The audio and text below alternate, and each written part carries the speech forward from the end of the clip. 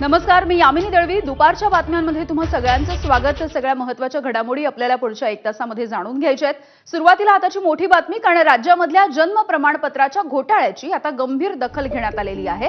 महसूल मंत्री चंद्रशेखर बावनकुळे यांनी तहसीलदारांना या संदर्भामध्ये आता डेडलाईन दिली आहे. सरकारनं रद्द केलेली 42,189 जन्म प्रमाणपत्र ही परत मागवा असे आदेश देण्यात आले. 15 ऑगस्टपर्यंत ही प्रमाणपत्र ताब्यात घेण्याचे आदेशही देण्यात आलेले आहेत. आतापर्यंत 11,053 मूळ जन्म प्रमाणपत्र शासनाने परत मिळवली आहेत, तर 31,136 रद्द प्रमाणपत्र ताब्यात घेण्याचं आता प्रशासनासमोर, सरकारसमोर मोठं आव्हान आहे. मंत्री चंद्रशेखर बावनकुळे हे येत्या 16 ऑगस्टला पुन्हा या संदर्भात आढावा बैठक सुद्धा घेणार आहेत.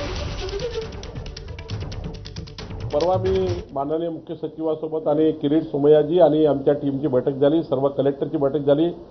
15 ऑगस्टपर्यंत सर्व बोगस जन्मतारखेचे प्रमाणपत्र, जन्मदाखले हे परत घ्यायचे आदेश आम्ही काढलेले आहे. सर्व कलेक्टरनी कबूल केलेलं आहे की 15 ऑगस्टपर्यंत आम्ही सर्व दाखले जे चुकीचे दिले ते परत करू.